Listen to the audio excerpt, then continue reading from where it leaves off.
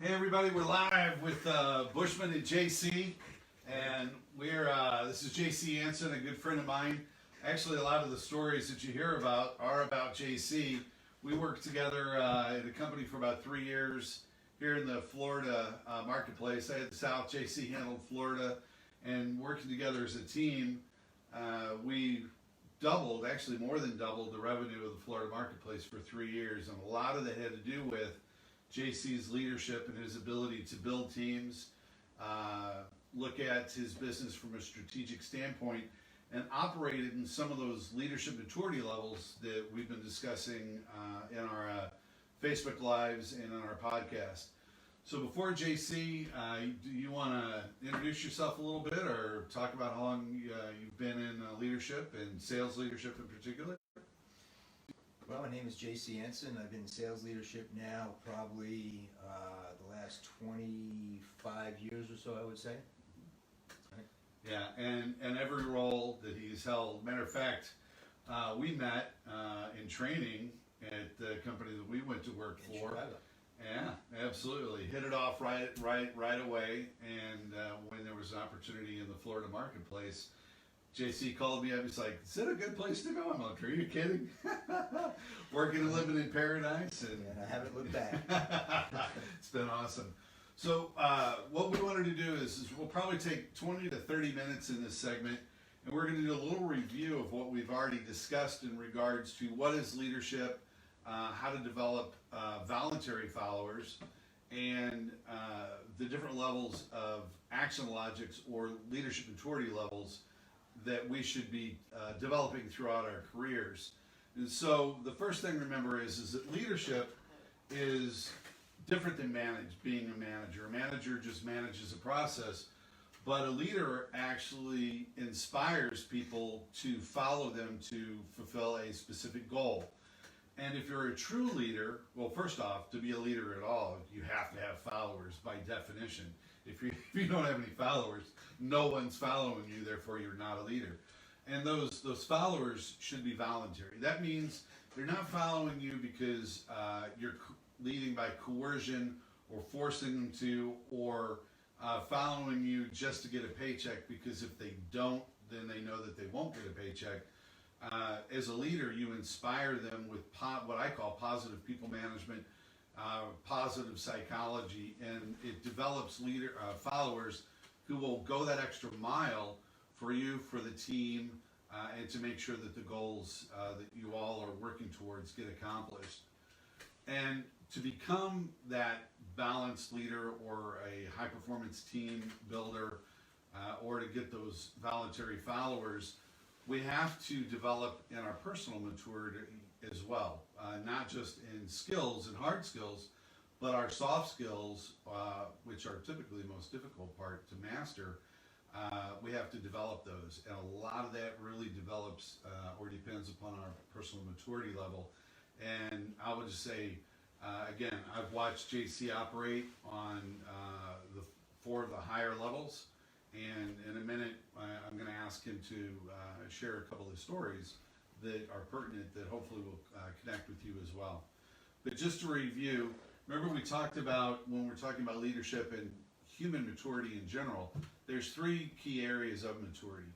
In your body, just keeping yourself physically fit. In your spirit, and that is just the spiritual aspect to us.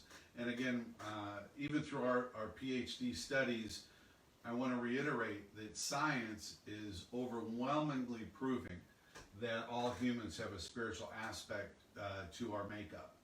And then the last part is soul.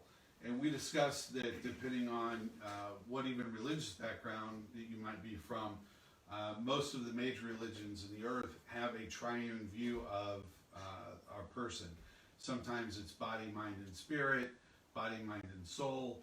And in particular, what I find science backing up is a Judeo-Christian viewpoint of body, spirit, and soul, and that the soul is actually broken into 3 areas as well: your mind, your will, and your emotions. We discussed how important it is to get an education to develop your mind, to become an expert in any field, and that's also a level of maturity. when your mind is more educated, you can make better choices from your will. And when your will is making better choices, you can also choose to handle your emotions in healthy ways. So those are just areas that we mature in. Now, what were those areas of maturity? They're typically called, I like Torbert's approach to it. Tolbert has action logics, and we talked about impulsive behavior is the lowest level of human maturity. We talked about the opportunist, the diplomat. If you remember, an opportunist is typically self-centered. They take opportunities to benefit themselves, even at the cost of others. A diplomat is kind of high school, college age level usually, where you begin to say, hey, there's a group I want to be a part of. How do I shape myself so that I'm accepted into that group? And I find my identity with that group. So apart from a group that I belong to, I really don't have a self-identity. I identify with that group, and without that group, I don't feel complete. And from that stage, we move on to an expert stage, which is, at the expert stage, it is exactly what it says. You become an expert in a particular area of life, of business, of science, whatever that might be. And 47% roughly of all managers in the United States are actually at this expert level. They've gotten the position because they've shown expertise in a particular area, especially if you're in like technology. However, we've discussed that at the achiever level, this is where people begin to understand how to build teams and become a high-performing team builder. And this is where their business and in their personal lives just explodes. This is where you take someone maybe that's doing a nonprofit and they maybe affected 2 or 3 people. Maybe they went out and did Homes for Humanity and built homes on their own. But when they hit the achiever level, they understand how to build teams and run teams. And now they might have their own organization that is out there affecting even more people. Similar in corporate America, if you're going to do anything great, and I certainly believe that there shouldn't be a vice president on the planet that it isn't at least at the achiever level, because at that achiever level, you are the one that's building the team and driving that division. And then next up is individualist. You say, well, what do you mean by individualist? This is not someone that's the Lone Ranger, just completely opposite of that. It's the almost opposite of the diplomat. Whereas as an individual, and I've watched JC, matter of fact, let's break it up a little bit. I'll talk about an individualist that I know we've talked about a few times where you've shared that because it's been important in your career. An individualist is a person who is comfortable enough with their own skill set to have a voice and not to let their voice be overshadowed or discouraged by other people who also might have a strong voice. They're able to share their opinion, how they see a situation or what maybe needs to be done, and they don't have a problem with being, what I want to say, even if they're an introvert, they can still share their opinion without being discouraged or feeling discouraged about it. So I know we've been in a bajillion customer meetings where you had to do that, and sometimes the customers didn't necessarily want to hear what you had to say, but it was what they needed to hear.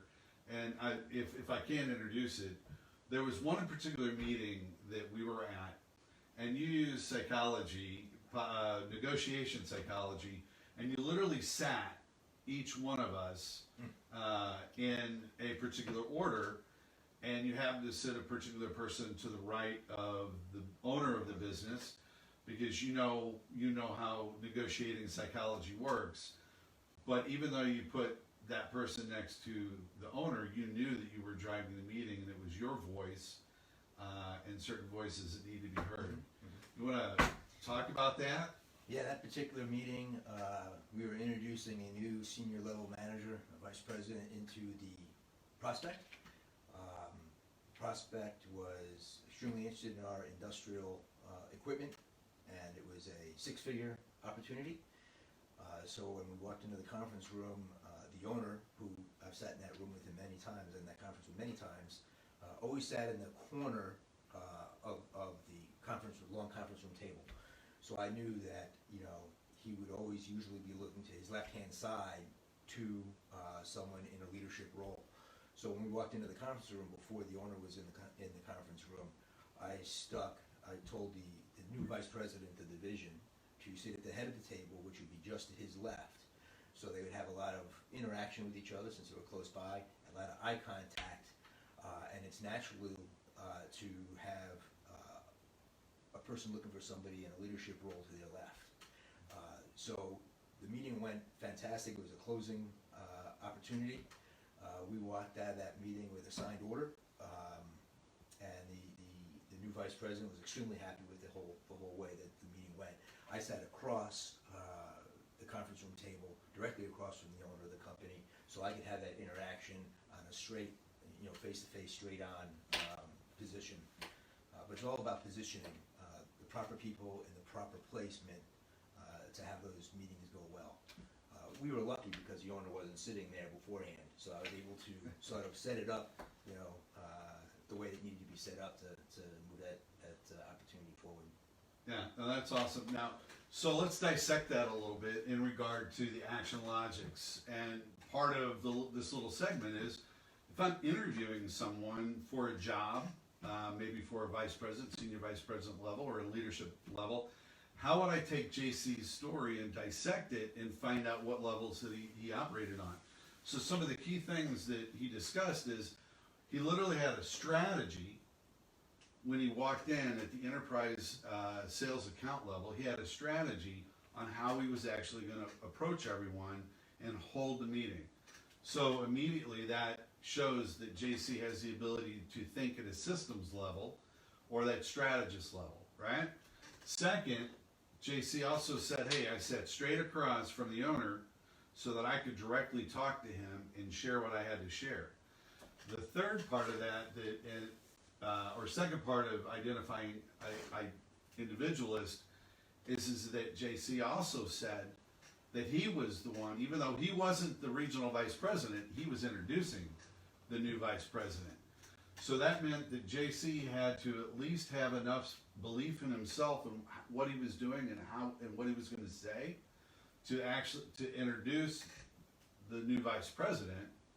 Yet JC was running the meeting, and so he couldn't be afraid that that vice president would disapprove of what he was doing. And then third is obviously he brought in a team and he chose the team appropriately and put them in the right spots. And of course, he had to be an expert at his own equipment so that he could help formulate or guide a solution for the company. And again, I know the account well. That account was a great customer for many, many years. And over the time, that was just the first contract.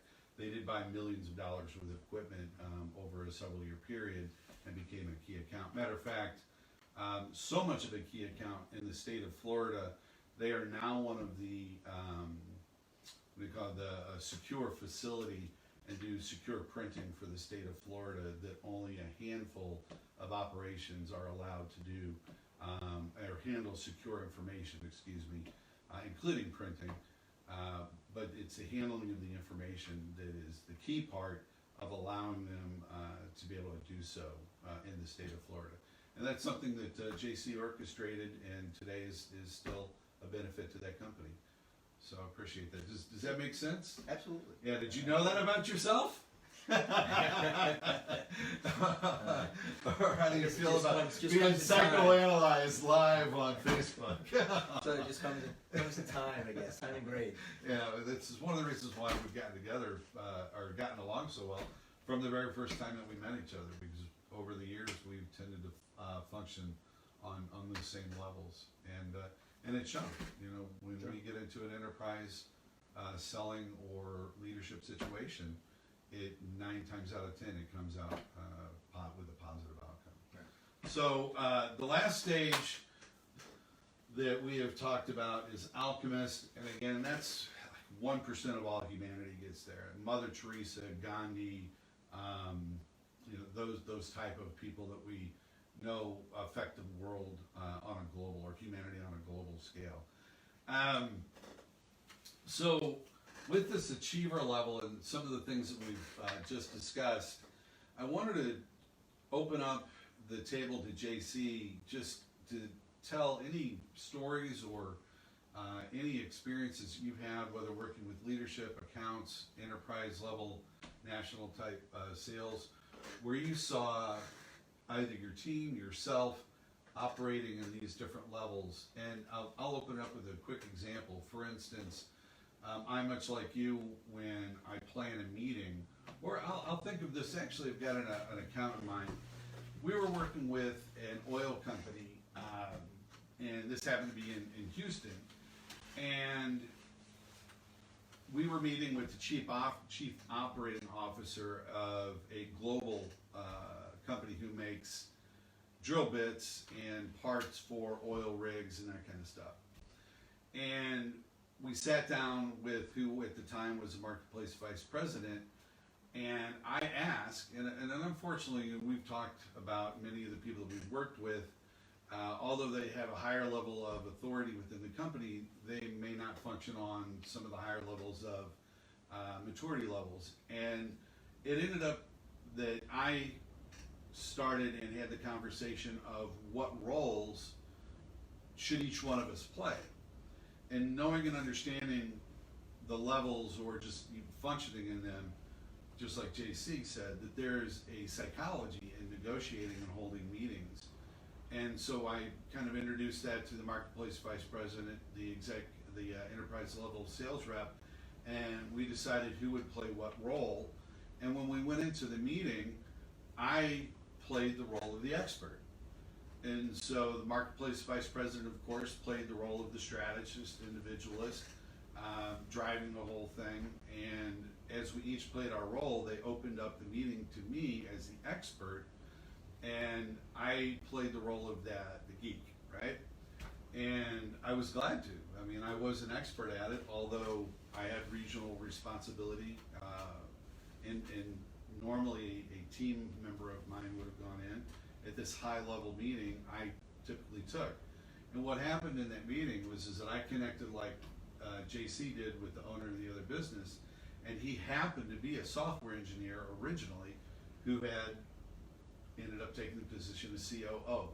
And we had a great conversation, and when we walked out of the room, we had the largest software sale of a particular product that the company had ever had in the history of that business.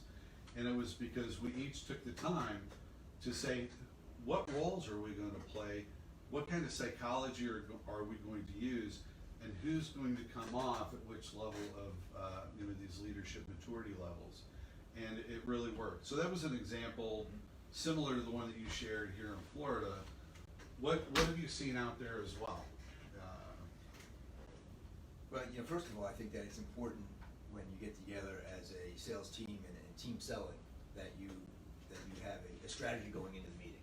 And the thing that I don't like, the thing that I like the least is when everyone pulls into the parking lot of the prospect, and you have a 5-minute parking lot meeting, and then you walk into a meeting, and it shows. You've got to have a strategy meeting a few days ahead of time, and be able to plan and see what people are going to play what roles on those meetings, and take a look at, okay, well, if it goes sideways, how are we going to overcome that? And you can do it a few days in advance, so you can go back and review it again in case there's something that you may have missed. So that's the first thing is with these types of enterprise meetings, to have a sound strategy with the team. That's the utmost important, I believe. No, it reminds me actually when we first, and you came on into Florida and we started working the whole territory, I was invited to go to a high-level meeting by an enterprise representative in Miami, and I showed up half an hour early. There was no pre-call meeting, no planning meeting, and the sales rep ended up showing up 15 minutes late. And I thought to myself, what in the heck is going on? There's literally no strategy whatsoever. And what was happening is that rep, who we ended up helping be successful, I mean, we actually had to sell pretty much everything for the person, but they were literally operating at the impulsive level in their role, even though that they were in their early 30s and had been in sales for about 7 years. And they were running around like a chicken with their head cut off. is it was impulse this, whatever was urgent, they were drawn to, and they were just scatterbrained. They hadn't developed through any of these levels of leadership maturity, and not even able to lead in their own territory. Long story short, fortunately, I was able to pull a couple of the team members aside, do a quick strategy, and we ended up winning the account, and it was a very good account down in Miami, but it was an example of the opposite, or the same, where the sales rep didn't understand this. And the fact that the sales rep didn't understand this, or the enterprise account person didn't understand it, was a product of their leader or their manager who also didn't understand the process. What are a couple others? Well, if you talk about the expert level, I mean, I still have several accounts. I was relocated from the New York City area down to Florida 7 years ago, and I have several accounts up in the New York metropolitan area, Long Island area, that started out as cold calls over the years, and over time became customers, and then personal friends, to the point where I've been at their kids' christenings and vice versa, and weddings and grandkids now, I hate to say, but Yeah, we are getting great. but I haven't really been I haven't been in that market on a consistent basis in the last 7 years, but I still get phone calls and emails from a good handful of my clients up there, and some of them are from big banks, international banks, some are from some very large manufacturing companies with manufacturing facilities in different parts of the world. And they'll say to me, hey, listen, you know what, we're thinking about getting into this marketplace, and we know that you've played in that marketplace before, you understand that marketplace, this is what we're thinking about, you understand our business, talk to us about it. And when you get a phone call from a C-level person or an owner of a company like that, that says a lot about the value that you brought to them, and the relationship that you have with them, and the respect that they have for you as an expert in the industry. And now it's funny, you call that an expert, and that's why I asked, how do you feel and see yourself? I immediately identified multiple things that said that you were thinking that the system strategy slow. I like to under-promise and over-deliver. Yes. Yeah, humility is a great thing, right? And I have a lot of that. Exactly, yeah. Don't be the person that sits in the front row and then have to be moved to the back, right? Sit in the back and maybe asked to move forward. So, yeah, and JC has been an expert in this field for many years.